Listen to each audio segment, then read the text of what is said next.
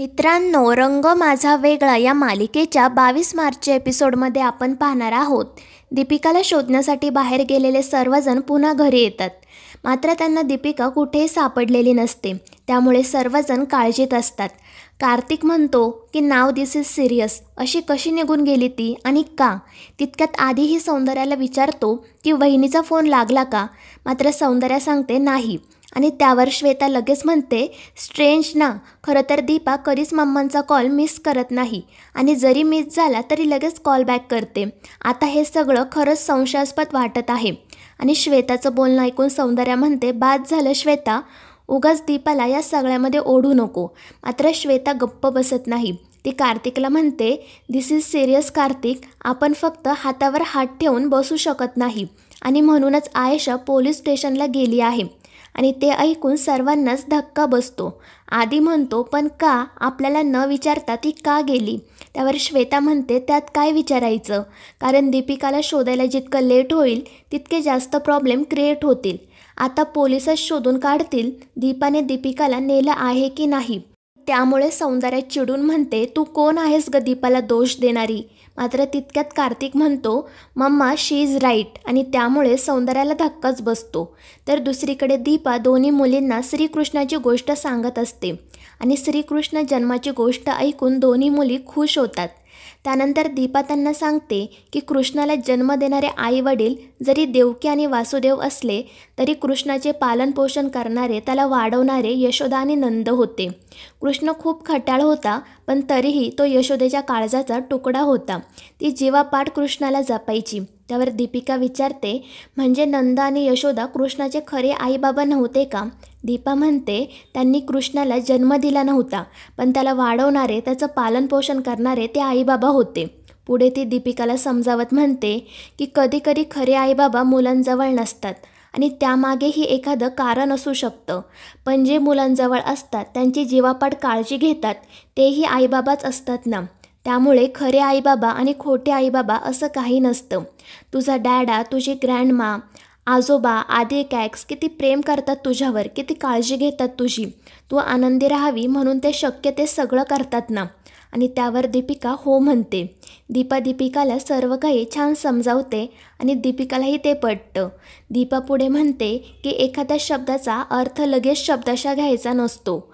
आपल्याला तो लागू होतो की नाही तेही बघायचं असतं. तुझ्यावर जीवापाड प्रेम करणारी इतकी माणसं तुझ्या आजूबाजूला असताना तुला कोण अनाथ म्हणेल? आणि हे सर्व ऐकून दीपिका खाली मान घालते. त्यानंतर दीपा कार्तिकीलाही समजावते की मोठ्यांचं बोलणं अर्धवट ऐकून चुकीचे अर्थ काढायचे नाहीत.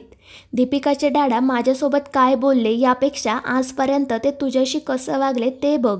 कधी वाईट वागलेत का ते तुझ्यासोबत? आणि त्यावर कार्तिकीही खाली मान घालून नकार देते. दीपा तिला कार्तिकने तिच्यासाठी आजपर्यंत काय काय केलं आहे ते सांगते आणि विचारते हे सर्व विसरलीस का तू? त्यावर कार्तिकी रडतच खाली मान घालते. दीपा त्या दोघींनाही समजावते की तुम्ही दोघी अजून खूप लहान आहात. तुम्ही मोठ्या झालात की काही गोष्टी तुम्हाला आपोआप कळतील. पण तुम्ही दोघी आत्ताच स्वतःच्या मनाशी काही ठरवू नका. तुम्ही दोघीही सुरक्षित आहात एवढंच लक्षात ठेवा. आणि त्यावर त्या दोघीही होकार देतात. त्यानंतर दीपा दीपिकाबद्दल सौंदर्याला कळवण्याचे ठरवते. तर दुसरीकडे आयशा पोलीस स्टेशनला गेलेली असते. पोलीस तिला विचारतात की तुमचा कोणावर संशय आहे का? त्यावर आयशा सांगते हो, आमच्या घरात जी बाई काम करत होती तिच्यावर. आणि त्यानंतर ती मिसिंगची कंप्लेंटही दाखल करते. तर दुसरीकडे सौंदर्याही खूपच काळजीत असते आणि तितक्यात तिला दीपाचा कॉल येतो. ती सांगते की दीपिका इथे आली आहे. ती एकटीच चालत चालत इथे आली होती आणि ते ऐकून सौंदर्याला धक्काच बसतो. पण दीपिका सुखरूप आहे हे समजल्यामुळे तिच्या जीवात जीव येतो. त्यानंतर ती दीपाला म्हणते की जर दीपिका तिथे आली होती तर तू आधी कळवायचं ना. किती कॉल केले होते मी तुला. इकडे सर्वजण खूप काळजीत होते. त्यावर दीपा म्हणते मला कळतंय आई, पण तुम्ही फोन केला होता तेव्हा दीपिका माझ्याजवळ नव्हती. ती नंतर आली. त्यानंतर ती सौंदर्याला सांगते की मी लगेचच दीपिकाला तिकडे आणून सोडते आणि त्यामुळे सौंदर्या खूप खुश होते. तर दुसरीकडे दीपिकाला सतत श्वेताचं आणि दीपाचं दोघींचंही बोलणं आठवत असतं आणि ती मनाशी म्हणते की दीपा आंटीने नक्कीच त्या घरी फोन केला असेल. आता ते लोक मला घ्यायला येतील पण मला मात्र तिकडे जायचं नाही. तर इकडे तोपर्यंत आयशा पोलिसांना घेऊन आलेली असते. पोलीस सांगतात की यांनी तुमच्यावर आरोप केला आहे की तुम्ही त्यांच्या मुलीला पळवून नेलं आहे.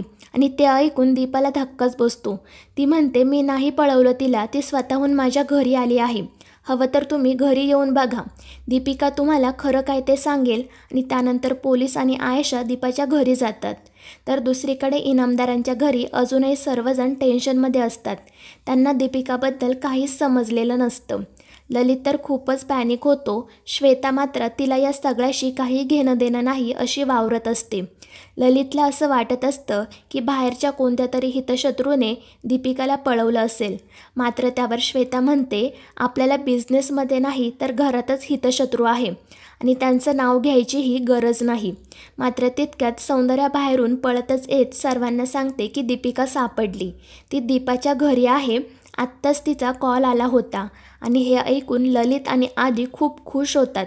श्वेताचा मात्र चेहराच पडतो. पण कार्तिक मात्र दीपाकडे आहे ते ऐकून दीपानेच तिला पळवलं होतं असा निष्कर्ष काढतो. आणि त्यामुळे सर्वांनाच धक्का बसतो. श्वेता मात्र खुश होते. दीपिका एकटी दीपाकडे गेली या गोष्टीवर त्याचा विश्वासच बसत नाही.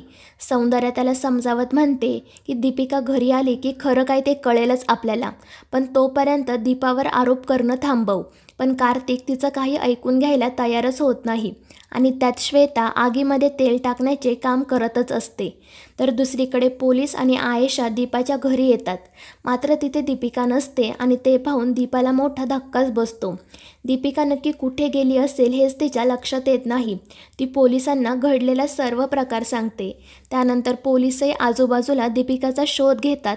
मात्र त्यांनाही ती सापडत नाही आणि त्यामुळे पोलीस दीपाला चौकशीसाठी पोलीस स्टेशनला घेऊन जातात. मात्र त्या अगोदर दीपा कार्तिकीकडे तिचा फोन देते आणि साक्षीला बोलवून घ्यायला सांगते. तर मित्रांनो, या मालिकेच्या पुढील भागांमध्ये आपण पाहणार आहोत साक्षी आणि कार्तिकी दोघीजणी पोलीस स्टेशनला जातात. मात्र पोलीस त्यांना दीपाला भेटू देत नाही. त्यानंतर सौंदर्या पोलिसांना सांगते की यामध्ये दीपाची काही चूक नाही, तुम्ही तिला सोडा आणि माझ्या नातीचा शोध घ्या. मात्र कार्तिक कंप्लेंट मागे घ्यायला तयार नसतो. तो म्हणतो दीपानेच हे सर्व काही केलं आहे कारण तिला माझं चूक बघवत नाही. आणि कार्तिकचं हे बोलणं ऐकून सौंदर्याला मोठा धक्काच बसतो. आणि शेवटी वैतागून ती पोलीस स्टेशनमध्ये सर्वांसमोर कार्तिकच्या कानाखाली मारते. आणि ते पाहून सर्वांनाच मोठा धक्का बसतो. तर मित्रांनो, या मालिकेचे पुढील भाग अतिशय रंजक होणार आहेत. या मालिकेच्या पुढील भागांच्या अपडेटसाठी आपल्या चॅनलला सबस्क्राईब करा.